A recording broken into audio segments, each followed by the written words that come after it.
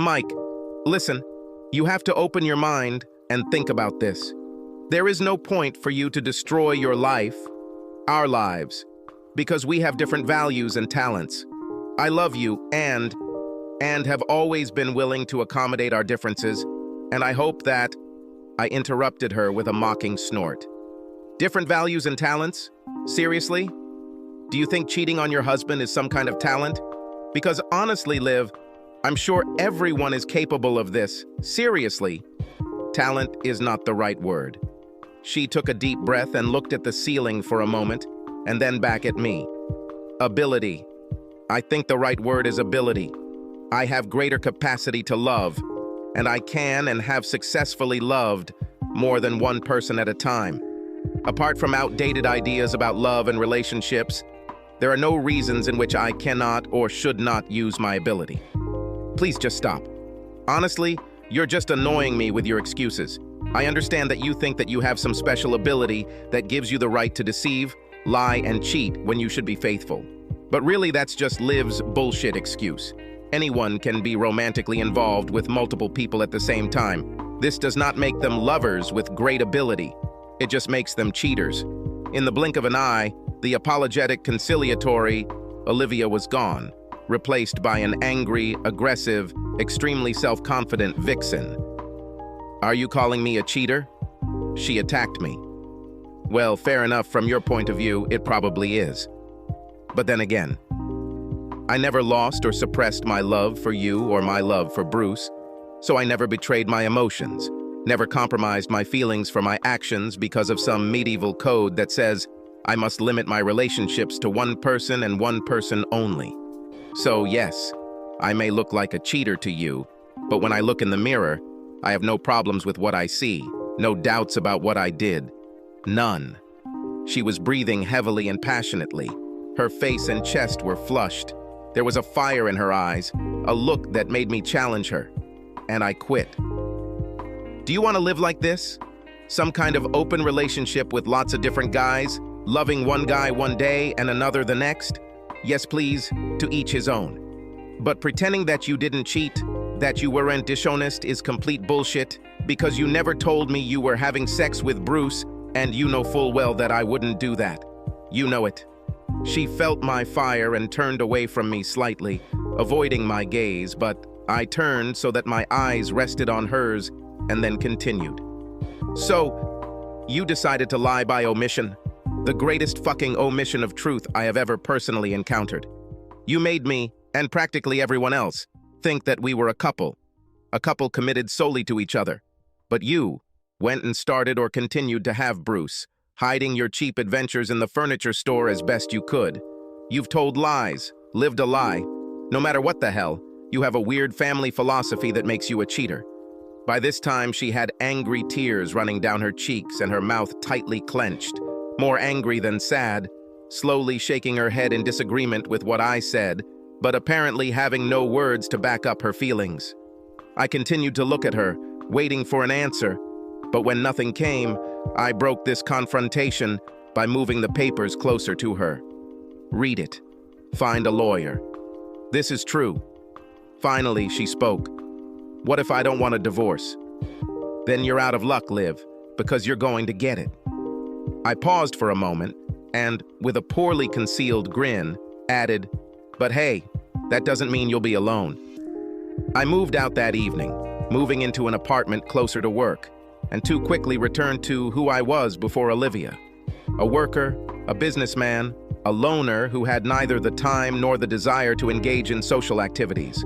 The hours I spent at work became simply hellish, and more than one person noticed this.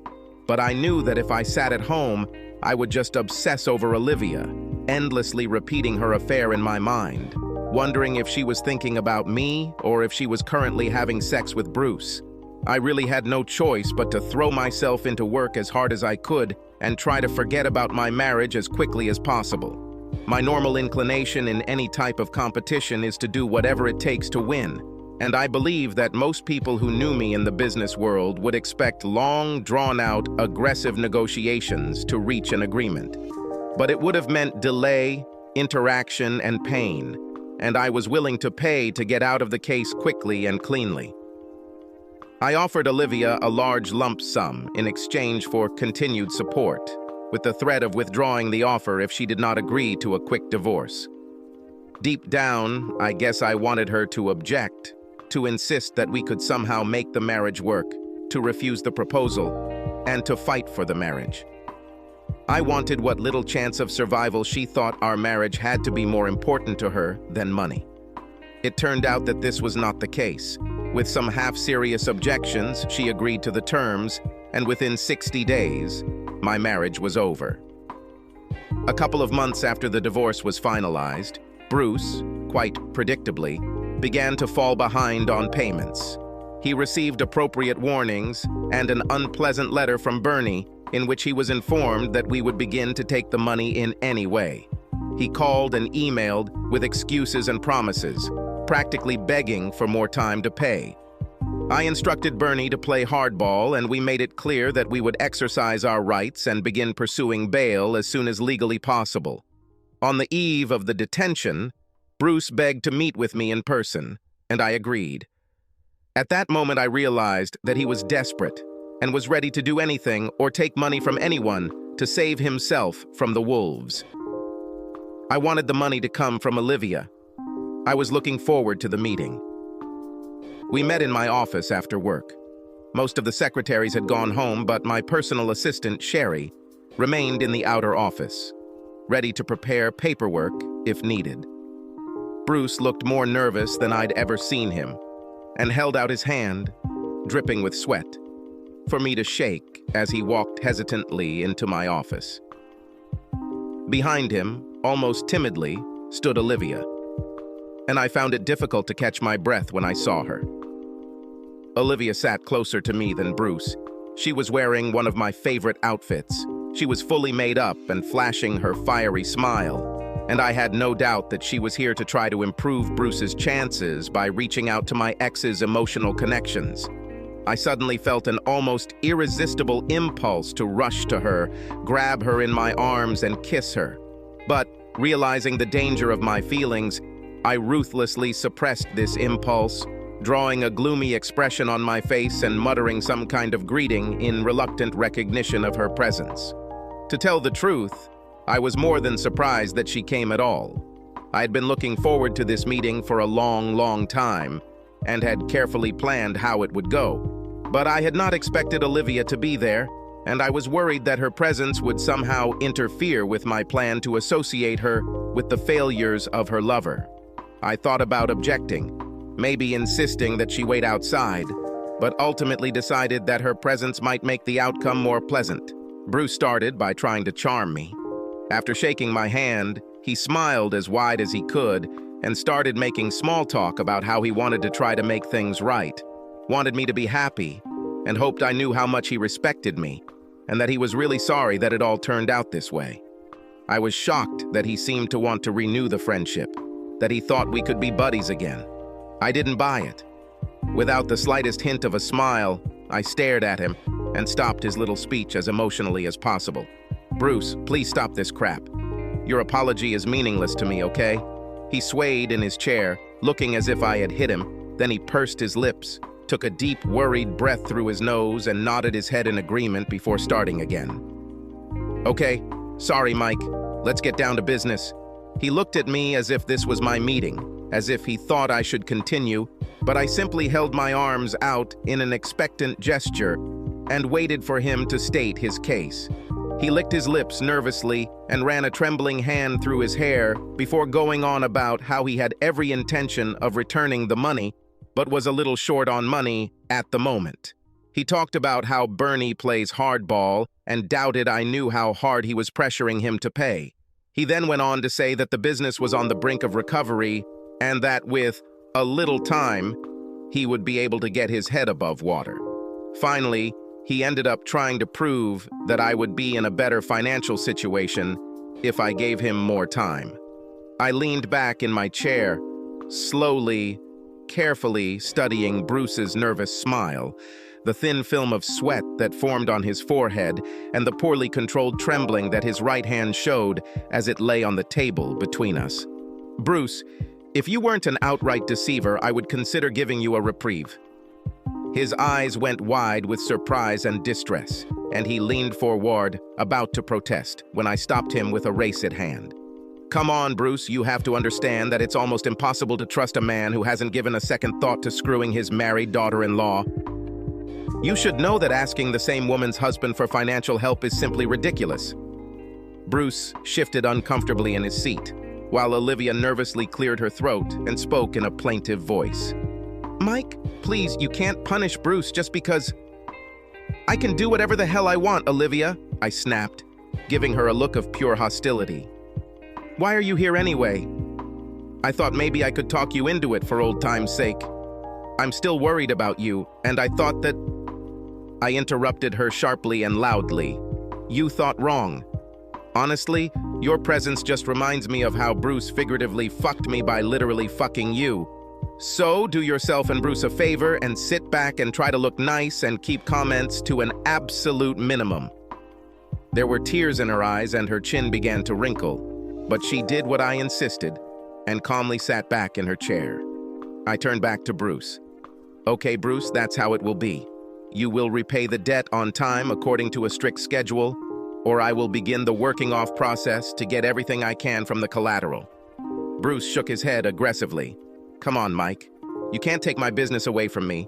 You cannot—" "I can, and I will if you don't pay, Bruce. My advice is to get money. Reach out to your family, find a bank, sell something. I don't care. Just get the money, or I'll take whatever I can get."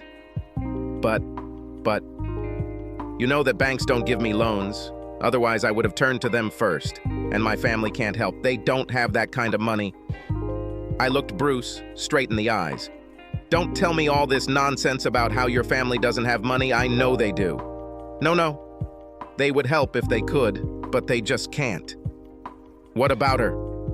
I pointed my finger at Olivia. "Did you ask her for money?" Bruce sat back down. Liv doesn't—" I laughed. "Of course I have. I wrote her a check for $150,000. She has plenty of money." "Really, Olivia?" I looked at Olivia with a smirk, and Bruce looked at her with a question on his face. As I suspected, he did not know about the lump sum payment. She suddenly felt nervous, perhaps a little nauseous. "Well, yes, I have it, but I need this money." I laughed again. "Stop, Liv. I remember how safe you thought it was to give money to Bruce when you talked me into helping in the first place. Why are you hesitating now? Aren't you confident that Bruce can get his business back on track? Don't you want to help convince me that he's good for the money? If you think this is a good investment for me, then why not for you?" I gave her an expectant, evil grin. She swallowed hard, looked at Bruce for a second, and then back at me. Taking a deep breath, she squared her shoulders and said in a vaguely defiant tone that she could certainly make up the difference for a while. Bruce smiled at her. She smiled back weakly, and they walked away. Bruce walking with more confidence, and Olivia walking with disappointment. As I held the door open for them, I left them with one last instruction. "Remember, Bruce, I don't care how. I just need money." "You will get your money," he spat back at me. Olivia looked worried. Over the next few months, I continued to try to find solace in my work.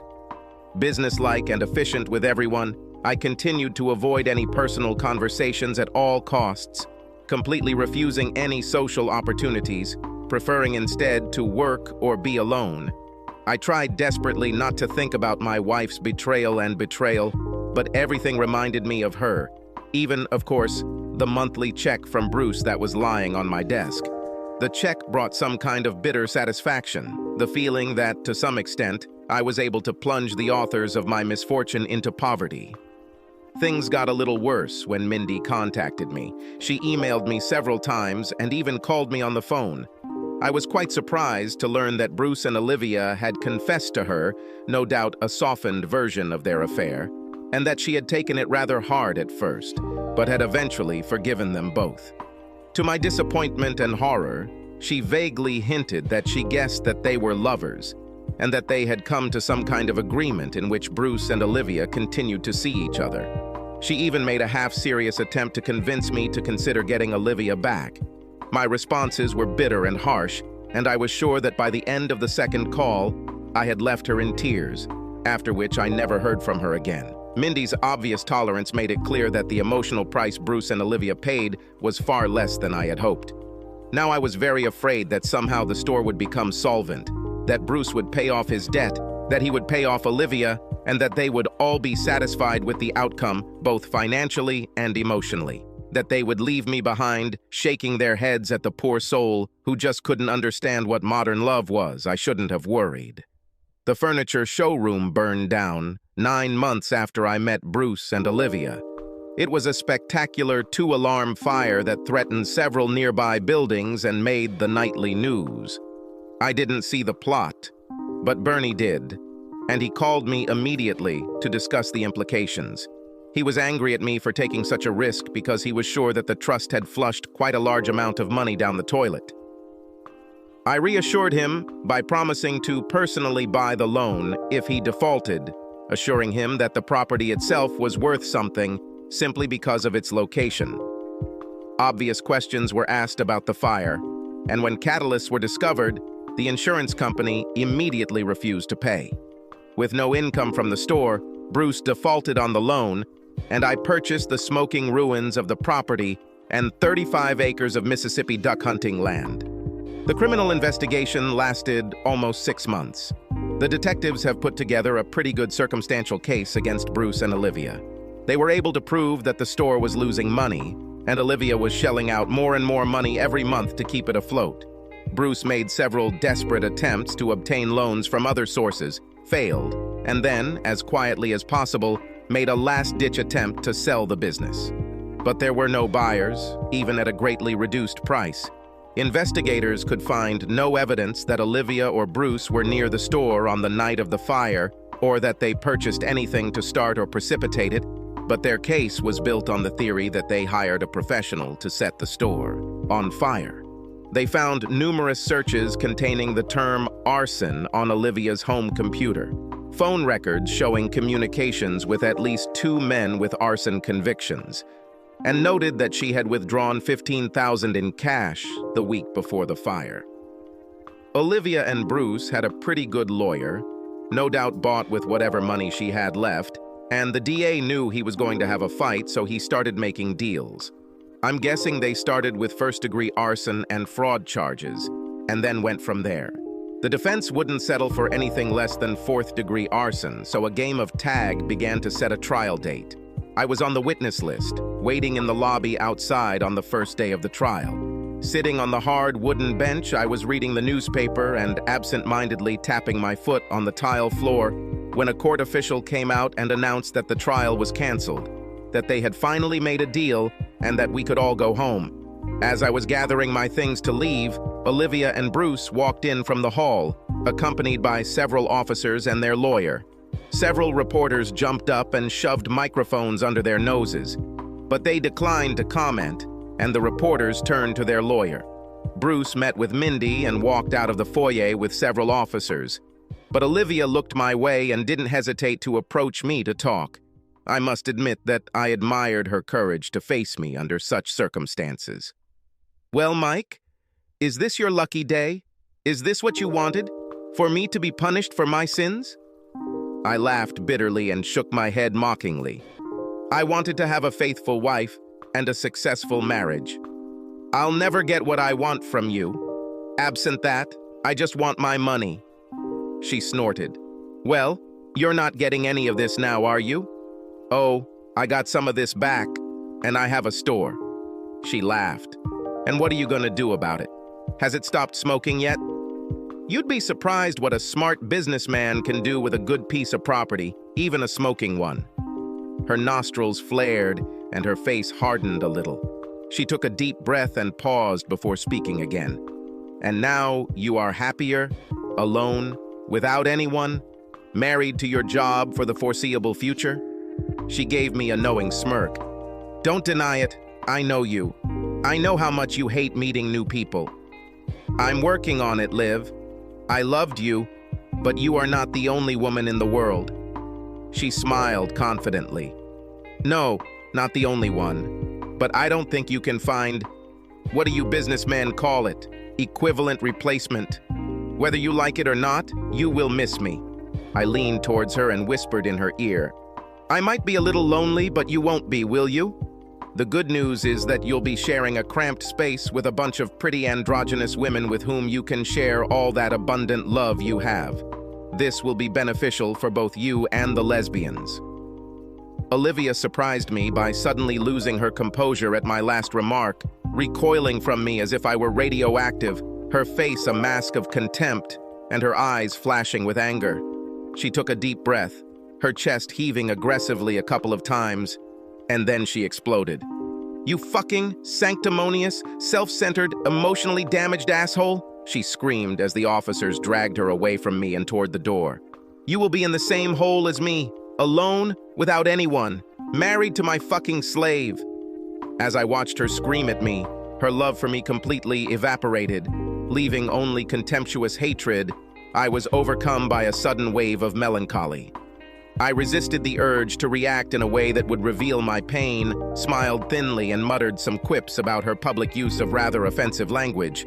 But she just continued her diatribe as if I hadn't said anything. "But very little time will pass, and I will leave my prison and move on with my life, and you will remain alone, wanting to be with me. And then, many years from now, when you're married to some boring ex-secretary, you'll still regret not agreeing." The door closed behind her, abruptly ending the rest of her tirade. I turned and walked out of the courtroom. My day was cleared of judgment, and now, without any meetings or conferences, struggling with a growing sense of despondency and loneliness, I went to the burnt site and thought about my life. The temperature dropped and the wind continued to whip my jacket and sting my face as I looked around, still wondering what I could do with the wreckage. I wasn't sure if I could even save the situation, and my main desire was to sell everything, forget about the loss, and focus on what I had always done. It was safe, perhaps even smart.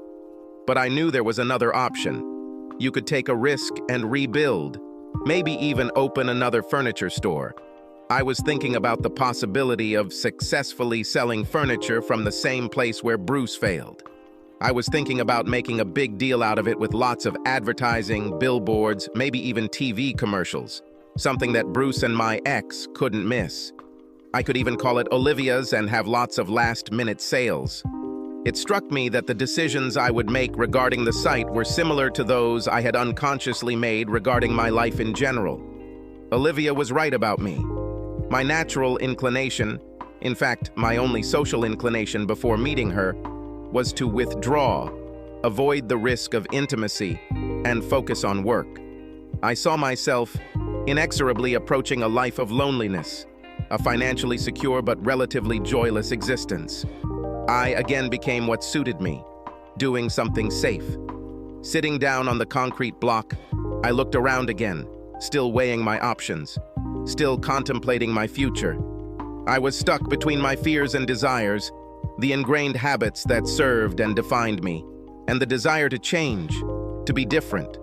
I was about to leave and go back to work, let things slide, and put off the decision for another day, when a few rays of late afternoon sun filtered through the clouds and between the buildings and illuminated the graffiti-covered wall across the street.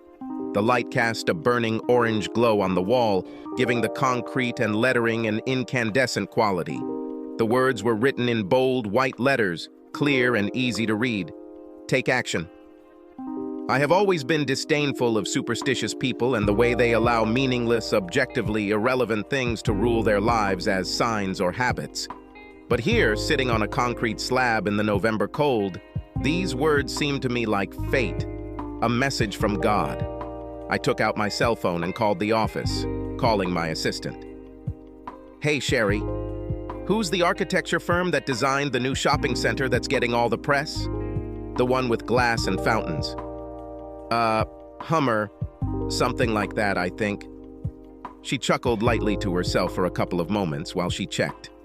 "Yes, Hammerstone. Looks like they're based here in Chicago." "Okay, listen. Could you arrange a meeting with me as soon as possible?" She hesitated for a second. Are we, building something? I looked around the area, mentally imagining the new store, and suddenly felt a surge of confidence. Yes, I think so. Okay. Sure, boss. Anything else? I chewed my lip for a second as my eyes fell on the graffiti on the opposite side of the street again, reading the imperative, again, act. Yes, Sherry, there is one more thing. Do you remember that representative in the counterfeit jeans? The tall blonde, Brenda? Brenda White, I think. Yes? Sherry's voice became increasingly incredulous, and I wondered if she thought I was having some sort of breakdown. Can you give me her number? Of course, boss. Do you want me to connect it? No, I'll call myself, thank you. Subscribe to our channel so that your second chaff doesn't cheat on you, and go ahead and listen to the next story, because this story is nothing compared to the next one.